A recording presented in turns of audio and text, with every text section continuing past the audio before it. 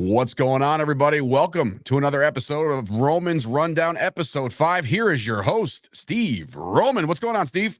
Hey, Dave. What's going on, brother? How are you? I'm good, man. It's Valentine's Day as we record this, so I'm knee deep in Skittles right now at home. So this is good. It's a good thing. Super Bowl just passed. A lot to talk about. Pitchers and catchers are getting to work today. Oh, look at you with your box of chocolates. You are ready to rock and roll. Is that for you or for somebody else? That was for me. All right. Congratulations. God bless. You remember this one? Oh, my God. Fun Dip. Holy shit. That's a throwback, dude. Yeah, bro. I got this for my daughter's basketball team. Like I told you, they're going for a 17-0 run. They got snowed out yesterday. Wow. But they're going to finish up. I think the last time we talked, they were 14 in a row. So now they're going for 17? Yeah, they're finishing up. This is the last game of the season. Unfortunately, it's a JV team. It's not. Listen, anytime you're playing at 15 years old and you're on a team, a high school team, it's meaningful. It's not a varsity team. It's not overly meaningful, but for the 12 girls on that team, nice accomplishment. Yeah, not even a great coach. They did it sort of on their own because they have a lot of club players that play outside of school and work on the game. Now, how does that work with JV? Obviously, like, you know, when you're in varsity, things have changed. You know what I mean? So what they were when I was in high school is probably a lot different now. Does JV have their own tournament system, or they just kind of shut down, it's over, then now go varsity? No, that's it. Unfortunately for JV, it's a 17-game season. You get recognition. Obviously, everybody's watching in Suffolk County to see who you have coming up. Yeah. But it's not like a varsity level at all where you're moving into tournaments and getting recognition. I think they have an award ceremony. The school will have an award ceremony for players, I guess, leaders, whatever the coaches are deciding. Small party. So it'll be nice. Whatever recognition. Yeah. How's the varsity team? Are they any good? Terrible.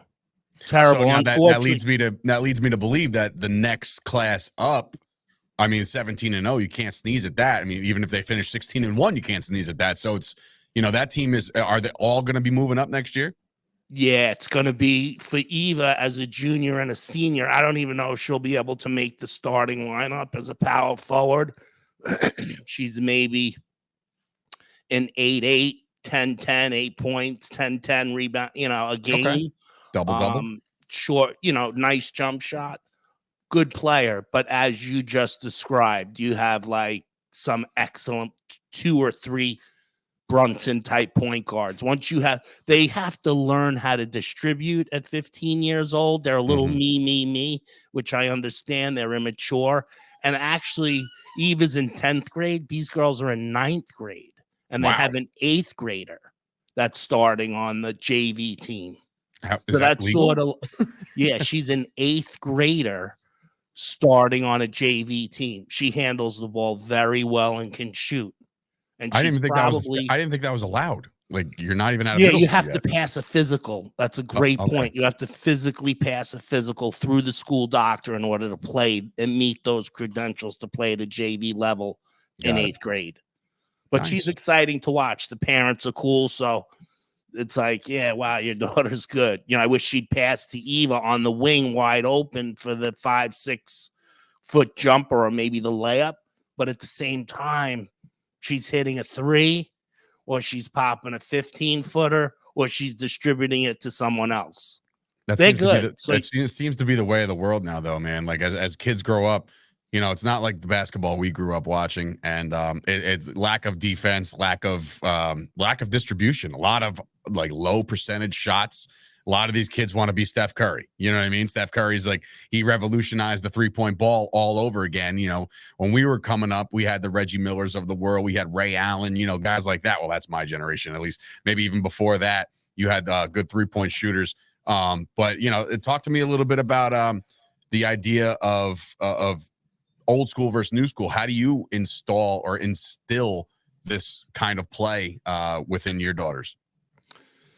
It's funny you say that, Dave, because she falls in a situation where she's a very good shooter, but she cannot dribble the ball and she's not mobile. So she's a setup. She's looking for a setup on a wing, but she's big too at 5'8", which means she's got to hang around the boards.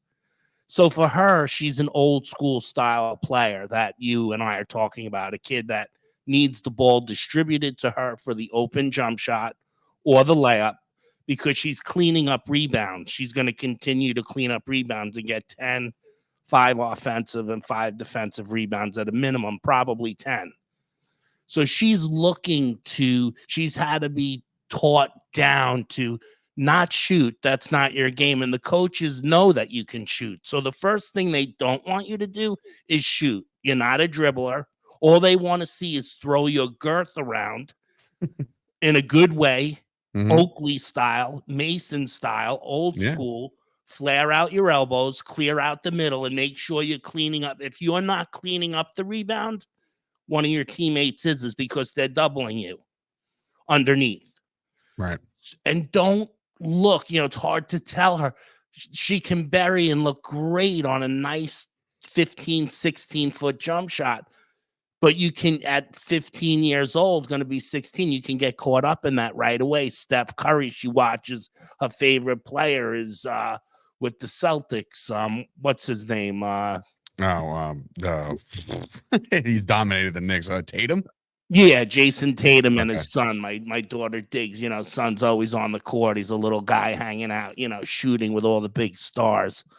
But yeah, it's like you gotta teach her how to just be a structured disciplinarian. And there's 2 things. Again, I always go back to the 2 things which you're going to address your kids, because they're going to tell you, Dad, I don't like him. I don't like my coach. Dad, I don't like my teacher. And listen, they're not going to like most people that are their bosses. They're not going to like people. Once you get into entertaining your child bullshit and you don't see their manipulation as a mammal, you're screwed. You're out, because they're going to outwit you, outsmart you, outcute you with their little ways and their yum, give them kisses on the belly and tickles. No, it's going to turn into a gremlin. Don't get them wet. Don't feed them after midnight. Don't do it. I've been down that road. It's much. Listen, there's many times I've unloaded, and you would have called Child Protective Services, you and your wife, a dozen times already on me. You wouldn't even be having the show. It might be, America's Most Wanted. From the cell? From a cell. Maybe with the mask on, like what's Silence of the Lambs? Hopkins. What the hell's Anthony Hannibal Lecter. Yeah, right. Hannibal Steve's locked up trying to do a show through a mask as his kids are. But honestly, Dave, it's the toughest things and the most hurtful when you have to unload on your kids, and you will soon, because they're going to do things and test you all the time because they're so smart. And if you don't think they're doing stuff in the supermarket, or you ask them not to touch something at home, or it's hot and they're looking at you and you're looking at them and you're looking I got my son's starting to do the whole side eye thing. Like, I'm like, hey man, don't do that. You're going to burn your hand. And he'll look at me like, I'm going to do it anyway. I'm an Incredible right now. He in his world, he's Mr. Incredible. He's one of the characters they didn't create yet. He's like, what are you talking about, just get back to the Cowboys. I'll handle the stove. I got the stove, brother. Very clear. All right. Take another cute picture of me on Instagram, and I'll manage the pasta. I got it. I got the mac and cheese, homie. So, I mean, look, what you're doing is something that I'm definitely gonna go down that same road, because it's just today's day and age. We were talking a little bit about this in pre. A lot of these kids are so reliant on technology, and they're just not going outside. And it's just like, man, like I remember when I was a kid, you had to peel me off the court. You had to peel me off the baseball field. The sun would go down and we're like, no, man. If we just shine enough light this way, we can keep playing. Like, those are the days that are just gone. And it's just like, sometimes I'll even see kids, like, just for instance, the other day I saw a kid rollerblading and I was like, wow, wait, rollerblading's still a thing? That's wonderful. Like, stay active. But I feel like, yeah, man, it's like, I feel like they're just I don't know. What happened? You know, like did the iPhone get too cool? Like did the iPad get just too many games to play? Like I don't know, man. I'm that kind of guy that's just like, hey, if the weather's nice, you're outside. You know, like that's just the way it is. Get that vitamin D. Right. Well, that's the old thought process. Now the kids are video gaming. The parents are giving them phones. As you know, we're not really parenting the phone, so kids are figuring things out way too quick, having relationships way too fast, all different things that are pushing them into different boxed in corners where they feel like they're wanted, and it could be representing something that they don't feel, but Right. because they're being solicited on the other end of a computer or a phone, or you feel you have a friend and they're manipulating you to be like them. And what is like them? That's not being like Dave or Steve. You don't have the ability to say, hey, I like you, but I don't like doing that. If you want to do that, you can do that on your time. But when we're together, I like to go for a sandwich and a soda, maybe Mm. catch a movie. I like your person. But you're looking, or people are looking to push people into doing things, adolescents, especially young adolescents, quickly with the computer, gaming, the phones. And really, whose fault is it? Is the parents. The parents are working. If you're a Starts at the top. It's just like a franchise in any sport. Starts at the top. It's I mean, we could really end the show on that note, and Right. people would say, well, when it starts at the top, now everyone has to look at themselves in the mirror and go, well, I run the house Right. and I'm making 200 and my wife makes 100 and we're upper middle class people. We're working our butts off, but we're losing the battle with our kids. We're Hmm. not winning that battle when you say the answer is no. I mean, I live in a small house. You don't have much of a choice but to be on top of me. So there's always the polar bear sitting there. It's like the Hmm. Coke commercial, the polar bear dad. There he is again. So I'm going, where are you going? Who are you talking to?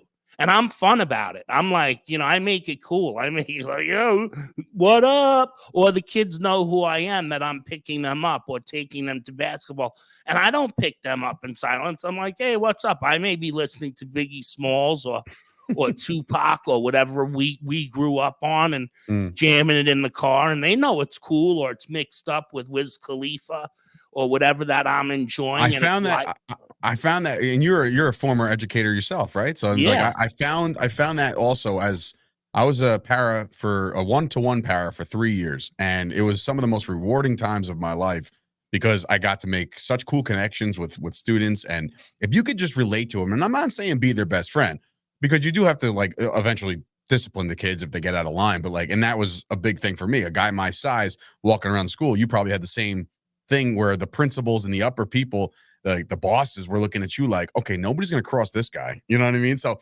it's a great feeling. Don't get me wrong, but you definitely have to relate to the kids a little bit more to get through to them. Because if you're not doing that, they're just going to be like, all right, Mr. S is a tool bag. I don't even want to talk to that guy. You know what I mean? Like that's. But all the students, they love me. Maybe because I'm currently a grown kid. I don't know, but I just feel like that's the recipe to get through to the kids, is to relate a little bit. I'm not saying, like I said, I'm not saying be their best friends, but at the end of the day, you do want to make sure that they're comfortable being themselves around you, and they don't turn into like military children. yeah, I mean, you summed it up. It's clear for me as a special educator for 25 years with the toughest kids. They'll only allow 6 in a classroom with an Mm, assistant. yeah. And that's state mandated. So I have kids that are 21 years old. You think I can 18, 19, 20? They're seniors at this point. I'm trying to push them into a career where I have supermarkets offering internships for an hour and a half. Can you get dressed in the appropriate clothing, put on an apron and bag groceries for 2 hours? They'll throw you a $5 gift card. Can you do it for 6 months and earn a job? And they'll pay you $15 an hour. Now I I was will. Yeah. working in a program where I had a lot of rewards, a lot of carrots to offer these kids. And, it was so exciting to be in a position to do that. And, 90% of the times you'd fail because of where the kid was coming from. You have to remember, when I get a kid that's 18, They've already been soiled. They've already been lied to over and over again. This is their last stop before they start getting into a residential type of penitentiary background where you could be locked up. You could get yourself into trouble. You're living in a group home already, state mandated. These kids are starving for a teaching assistant like you or a teacher like me, where they can come and talk almost anything and they know they're in a safe zone, that you're not looking to antagonize, make a situation worse, pressurize them. You're like, yo, dude, listen, bad move. We can take care of it. We can cover it up. We can really make this go away, but it's got to be a learning experience for you. It has to be a situation you can handle as a para, maybe consult a teacher or a psychologist that you care about, that you know you can entrust, because there are administrators and bad people that'll look to hurt this kid and maim his career, put something on his personal record that's there. And there are many teachers that get off on that, I'm sorry to say to you, and many administrators that bring pleasure to bring a quarter ounce of weed to them and say this kid, and now you can call the police, and they get off on 2 police cars coming and the policemen are walk. This is legal. Where did we lose that, man? It's like, where did we lose the ability to, and I'm not saying don't discipline the kids. Obviously, rationalize. Right. It's like, where did we lose sight of the fact that we're trying to root for these kids to succeed instead of like rooting for them to literally fail? Like, I never understood that part of it, where it's like, yeah, we got him. He's a 3-time offender. You know, like, what the fuck are we doing? Like, why don't we just encourage these kids to do a little better? I had a principal that I worked for. His MO was, how can I hurt people? This guy was in corrections in California, came over to a special ed building, one of a kind, with high school adolescents, grades 9 through 12, in a 611 setting with 250 students, 130 staff, ranging. Like, don't you think right away that if he's coming from corrections, that he's just not the guy to be in this position? It's just so unfortunate, Dave, that there's no one at the top that would say, why would we want to bring in someone from correct? Do you know how many jobs this administrator lost for me personally, with students that I had from bad areas, where the school district I was working for were looking for night custodians from 3 to 11, no one in the building, full salaries, pensions. Listen, these weren't big jobs, but these were $35,000, $38,000 a year jobs with full medical, with a place to call home and an opportunity to grow. And this individual wouldn't even consider it, just because it was someone that I was able to, it was more about him. It was strictly about him. Yeah. And it was so sick, Dave, because a guy like you, who would come in, who doesn't even have the stupid degree, which is meaningless, you would see exactly what's going on at 40 years old and 3 years. Say, well, Steve, I only did it for 3 years. Listen, you're raising kids now. You did it for 3 years, and I know you well enough, which is not a long time, to know your disposition, and that I could take you into a classroom with me, and you and I could be so effective under an experiment with the worst kids in New Jersey and New York, and put 6 of them in a room with you and I, teaching academics to their level. You say, Steve, listen, they're only functioning. Kid's 18. He's only functioning at a 4th grade level. No problem. Never embarrass a kid.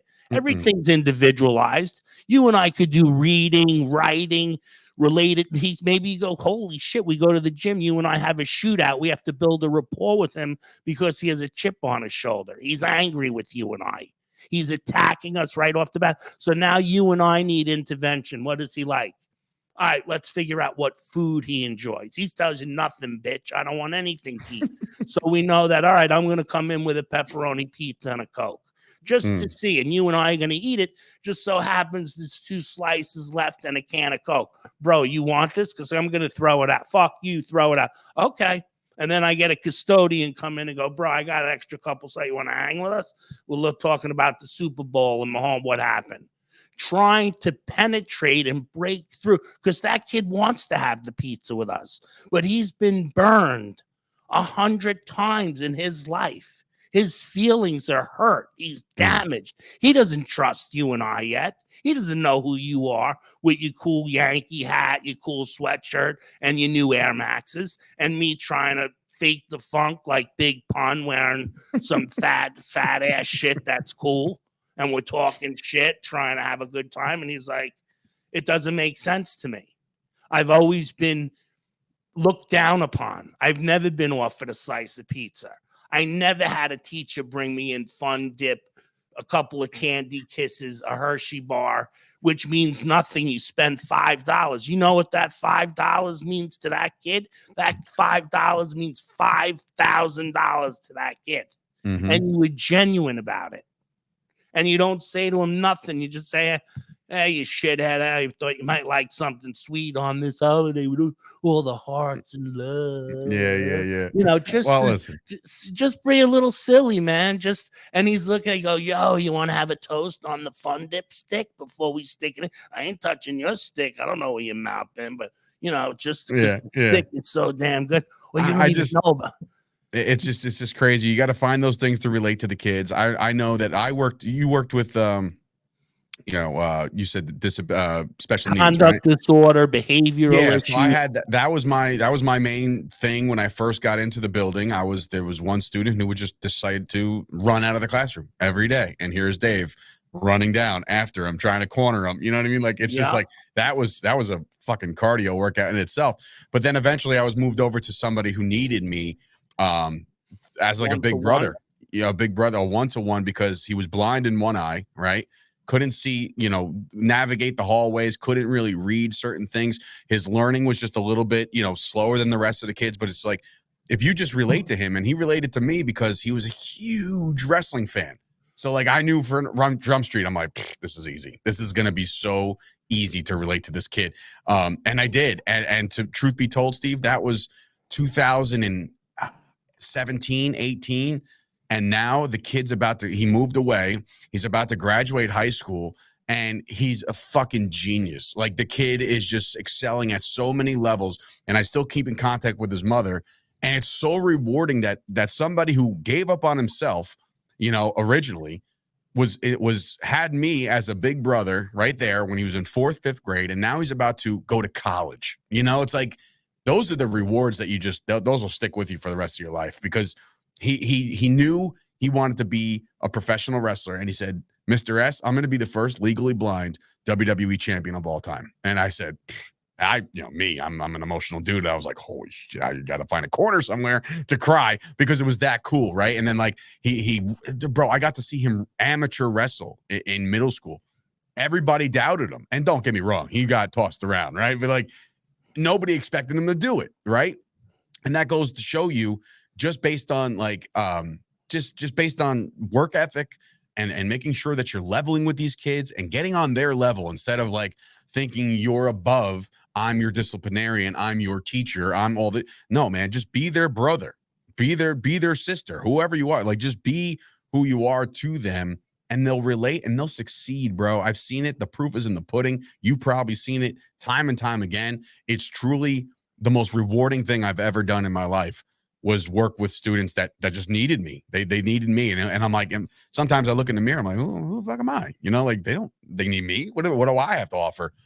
Just myself.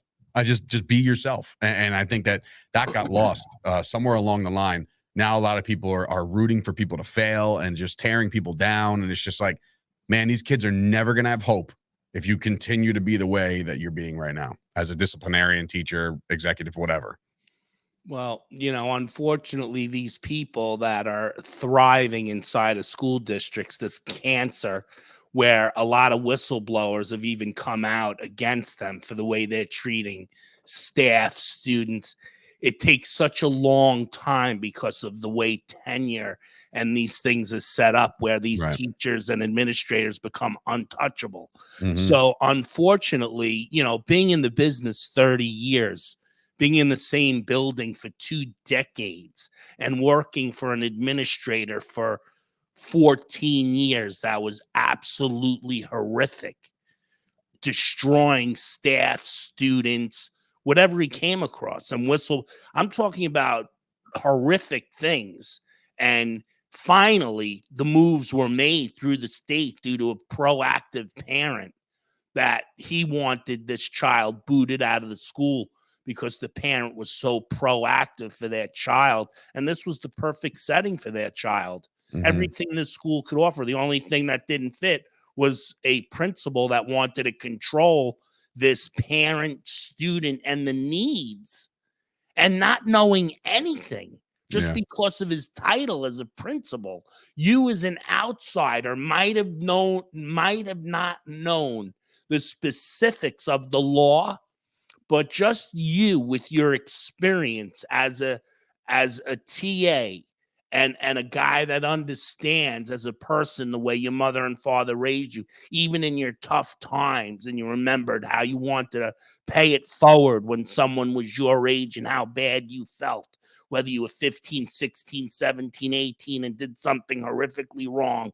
and said, I'm going to make this better one time in my life and learn from it and be able to give back to somebody. You would be able to see through these walls and say to me, this guy has no place in a building like this where kids are starving for love and attention. And the only way they're going to get it is through breaking your chops and ripping your guts open to see if they're red and you really have a heart that's beating. If you don't know how to handle it, get out of here. Because once you win these kids over, dude, I got kids calling me from 12 years ago on my birthday. Hey, Mr. Roman, happy birthday. I was going to bring one of them on the show just because it's like you said, and it's like, wow, are you bragging about? No, it's just something I don't get paid for. It's just a kid that I was able to touch, get a job, a driver's license, a career, and went down a path where he remembers everything I did for him at 19, 20, 21. He was in my classroom for 2 years, a self-contained classroom with me all day. And when he came to me, he was nothing but a problem. He was a problem in the building. I said, why are you acting like a douchebag in this school when you're a good-looking kid who has all these nice things to offer? I said, yeah, your parents are divorced, but your father works for the Long Island Lighting Company, makes a lot of money and takes care of you. He loves you. Don't you understand? I met your father open school night. You're taking advantage of him and everyone trying to help you by acting like an asshole and not doing all the good things you can do. Well, he got it. He was like, wow, the light bulb went on. And from that point moving forward for the next 12 years ago, for 24 months, I turned him into the valedictorian of the school. The principal had no choice. He fought me tooth and nail because he hated the kid. All he saw was a kid that was a troublemaker, big mouth, asshole that would call this guy Mr. Gay instead of Mr. K. We'll leave it at that. I don't want to get into names, but it was kind of funny. And the principal will get all red-faced, and I'm going, man, he's an adolescent, learning disabled child. Can't you sift through the mishmash and make a connection with him? This is your school. I mean, you got candy and drinks and Snapples and shows, and you have the availability to send kids to movies on a Friday if you're behaving appropriately.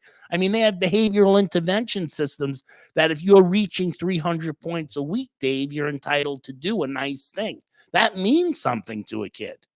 Yeah. Whether it's a movie and lunch, they don't get to go to a movie and lunch. See, your kids now are babies, but as you and your wife, you do nice things. Look, they've already been at Disney as infants. They're going to go again. Twice. They're going to go out to dinners. Right. They're going to do these, but it's up to you and your wife to make sure that these kids know how to say please and thank you. And whoever they're talking to, and you say it's the worst, and I want her at a dance, but we'll talk about that over the years. But either way, if it's her worst dance coach that you make sure you say to her, hey, coach, have a good night. Thanks for your help. A lot of these people are going to turn and say, what? They don't understand. What are you thanking me for? And you say to them, you just thank you for coaching me and thank you for your time. And you walk away. You leave them with that note and a smile. And you could be under your breath, that bitch. You know, she made me do 5 extra dances and twirls. And, you know, but in reality, you and your wife, no, listen, she's very rough around the edges, but she's making our daughter better. And you and your wife see that. So it's now your job to tell your daughter, suck it up, do what she's told, do the work, and make sure if you're embarrassed, I don't care if you're, wait to be the last one out of there. Tie your, whatever they call those soft shoes. Tie it, pretend you're tying it, wait for everyone to leave the room, and then go to coach. Say, thank you, coach. I appreciate, I don't know, I guess they're considered coaches. You say, thank you, coach. I appreciate your help tonight. And get out. It goes a long, long way. I've been doing it with my kids. I'm a team. I could tell you, I could remember every kid that made the effort to appreciate things I did for them. You know, and some of them was so poor and had nothing, bro. I was giving them the clothes that I had in my house because I could. It was just old stuff that I had. And I'd be like, yeah, half the kids were like, isn't that Mr. Romans? Was that Mr. Roman's shirt? You know, I'm going, wow, they're wearing my shirt or Giant jersey or, you know, a kid that I had that looked like Odell Beckham. You know, kid was 6'5", you know, 200 pounds of it looked I have pictures I could show you online of this kid. Fantastic kid, tore up the school. In fact, they broke the rules for this kid. He was in my room 4 years because they couldn't control him. And then at the end, I had him doing custodial work all throughout the building, and the principal wouldn't hire the kid who needed the job desperately, wound up getting sucked up into the streets, and we never heard or saw from him again. Didn't mean a thing to the principal either. Where you would have, you, with your experience and the type of person you are, because you're legit. I mean, it's not a big deal. You and I are going to call it how it is. You may not like it, but we'll tell you the truth. We'll give you the honest truth. You may not like it, and I'm going to help you. We're not going to kick you, you know, and say, listen, I can help you, but you have to make the adjustments. You have to be willing to look at yourself, own it, and then make the correction. I say to my daughter 2 things every time she leaves. She hates me for it. I said 2 things when you're away. She goes, oh, Dad, love you. I said, yeah, remember, attitude and effort. You're in control of that constantly, wherever you are, is your effort and your attitude. Whether you're going with your mother to Costco, are you picking up the 2 cases of water that's needed for the house? Did you pick them up, or did your mother pick them up? I tell my girls, they carry Eva's carrying a varsity softball bag, playing varsity sports in the 9th grade, and her JV basketball. For the last 6 weeks, the sports collide. So she's going from 5 to 7 and then 7 to 9 all night. Carry your bag. Get your shit out of my fucking car and carry the bag into the building. I'll see you later. That's it. Listen, and it starts now. That's what I'm creating. And they will thank you down the road. I know they will. Yep, they will now. My older one knows. It's like, I don't, you know, they have everything I didn't have, but, you know, they have an incredible mother, which we've discussed. They lucked out. She's fantastic. But, you know, structure and discipline is a lead to being a good person, someone you and I want to be with, not a drone, not a self-absorbed individual like most people you come around, or you go out to dinner, or your friends' kids are roped up in their phone and don't know how to say, hi, Dave, how are you? Now, I'm saying basic essentials. Hi, what's up, Dave? People don't. I get in a call with these kids. They panic. I'm listening. What's up, girls? How's basketball? Good. You guys look good. Oh, my God. They said, your dad talks. He's funny. Like, what do you think? I was just beamed in. And then I see these dads at the game, and I'm going, wow, you and I really wouldn't want to talk to these guys. They're horrible. I go, hey, bro, what's going on? Hey, how are I'm going, wow, dude. Yeah, I have an issue. I have an issue with that. I every Saturday morning, my daughter's got dance, And I know that, obviously I want her to get into sports and stuff when the time's right. But yeah, like I don't want to talk to any of the dads. Like I just they all it just seems like a bunch of nozzles. And like a couple times I'll walk in with my cowboy stuff on, and everybody's from Jersey, so they're all like, oh, look at this guy over here, and like I'm like, you don't know me, dude. Like don't try to spark up conversations about my boys, and then in the same breath talk shit. It's like I'm not the guy to do that with. So find another dad. But no, man, it's a growing topic, a growing concern with today's kids. Listen, I'm just getting started. I'm only 4 years into this experience of being a dad. I do embrace the challenges that are ahead. I've changed my mindset a lot recently within the last month, with a lot of things.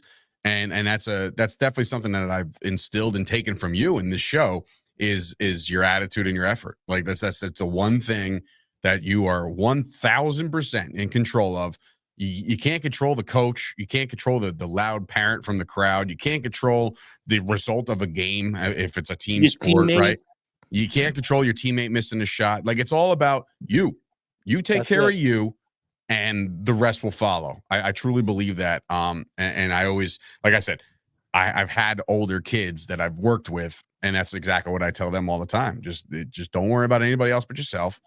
I'm in the frame of mind that everybody could eat, meaning just, there's no reason to try to be, number one unless you're in that kind of competitive field. And yeah, of course you want to be number one, but like if you're in the same field as somebody else, much like this podcast isn't going to get the same amount of attention as Joe Rogan's, right? It's not. But you're putting in the effort, you're putting in the time, you're putting in the production work, you're putting in the social media work, all this shit. And who knows where it goes? You know what I mean? And maybe you will be Joe Rogan one day. Who knows? But what I will say is that's something that you can control. You showed up today to do the show. You showed up today to give your critiques about things, specifically parenting, which, again, we were going to talk Super Bowl. We were going to talk Yankees, but that stuff could be saved for another day because I feel like this one really hit home, and I think this will resonate with a lot of the parents out there because specifically in your field or people that know you for knowing you and people that know me who watch this show. It actually is an outlet that I don't typically have. I have a lot of sports talk shows. I have a wrestling show. I have this, I have that. I don't really get to zone in on the parenting aspect of things. And I think that's a really good niche. And, everything that you've said today and everything we've kind of collaborated on is how you should raise your kids. And I'm not trying to like slap the hand of other people's teaching methods, but at the same time, proof's in the pudding. You've two successful kids. I plan on having two successful kids. So it's all about how it starts. Yeah. And you have to be open-minded, Dave. You've got to be willing to take constructive criticism. Every single day that I wake up and I have an opportunity to be with people, which I feel isn't enough. I want to be with people more. Maybe the show will enable us one day to take live callers and speak to people about what they're suffering with at home with their adolescents and a small intervention that they can try, whether it's a behavioral intervention plan, having higher expectations, because ultimately the parent is in charge until the child is 18 or something happens. If you're living in a normal household like you and I are, there's enough struggles with our significant other and trying to raise kids together and be on the same page. We have different outlooks. They're females, we're males. You brought up a tremendous amount of variables. I've had tremendous success with my girls because of the amount of work that I've put in, and it's a bitch. It doesn't stop. The minute I sit down, I got to get up. My wife is tremendous, but if I'm not buffering her and taking care of these kids or growling at them, because it's never enough. It's never enough. We have a generation of it's never enough. You went to the movies in the diner last night? What's going on today? Usually if you went to the movies in the diner on the Friday night when you were kids, and there's a decade between you and I, you weren't looking for money or something to do for Saturday and Sunday, and you don't have a job, or you want to now do something else, or your wife is facilitating this attitude at 6 and 7, and you're smelling blood in the water and going, wait a minute. And now I'm getting an attitude from my 7-year-old or 6-year-old that I'm telling mommy she doesn't think there's a united front there. As soon as your children, and if you have two, see that you're not a united front, and divorce is an absolute catastrophe for a family. And the United States is brilliant at it. I'm a product of it. I'm a It's product of it. Listen, it's unfortunate. I have a lot of friends that did stupid shit, the beautiful girls, and no, I said, dude, you don't even know who she is. She's amazing to look at, and then there they are 3-4 months later with a kid, and they're cheating, and I'm going, dude, what did you do? Oh, and now you have a disaster. And listen, I get it. You didn't have to get married because her tushy was so. I mean, just at least think about who you're with and what kind of person she is and where she comes from and what was shallow. It's very unfortunate, Dave. There's a lot of things. Families that have to grow up in that situation is very difficult. If you get divorced, you get divorced. Now you have to work doubly as hard because you don't want to slam your wife. You may have your own personal issues with your ex. You have to unite with your children to make the best of the situation. You may be miserable with it. Go get a psychiatrist or a psychologist and speak to them how miserable you are because you're a fake to your kids to make your wife look good. You're the one that procreated with her. Once you made that 15-minute decision, you should have thought about those 100 aspects that you hate, that you have to pay $300-400 a week to speak to a psychologist covered by your medical.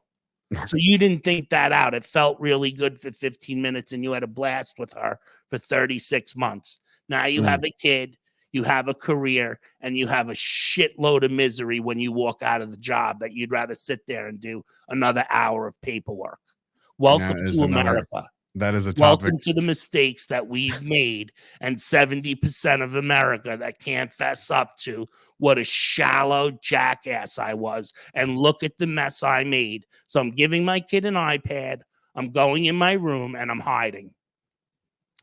And that's unfortunate, and that's another topic for another day. We filled a lot of good time, quality time today. Hope anybody watching this is gained a little bit of something from it, whether you're taking notes or you're completely disagreeing. That's fine. You do have the opportunity within the Chop Sports Media YouTube channel where this airs. You have an opportunity to comment on the video. So comment on your video. Let us know how you're feeling. Let us know what you're thinking. And I think next week we can get back into the sports world a little pop culture, whatever we want to dive into here on Roman's Rundown. So this has been episode 5. That's Steve Roman. I'm Dave Sturchio behind the glass. We hope you enjoyed this episode, and we will talk to you guys next time. Be sure to like, subscribe, and do everything you're supposed to do to a podcast to help it grow. Take care, everybody. Thank you, guys.